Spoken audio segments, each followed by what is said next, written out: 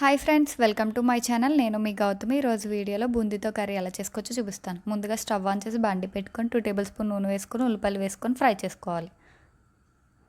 ఉల్లిపాయలు కొంచెం మగ్గిన తర్వాత టమాటాలు కూడా వేసుకొని ఫ్రై చేసుకోవాలి. రుచికి సరిపడా ఉప్పు, 1/2 టేబుల్ స్పూన్ పసుపు, 1 టేబుల్ స్పూన్ కారం వేసుకొని ఫ్రై చేసుకోవాలి. ఒక గ్లాస్ నీళ్ళు వేసుకొని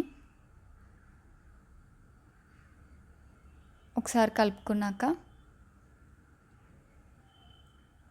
వాటర్ కొంచెం మరిగి ఇలా కొంచెం దగ్గరికి అయిన తర్వాత బూందీ కూడా వేసుకొని ఫ్రై చేసుకోవాలి.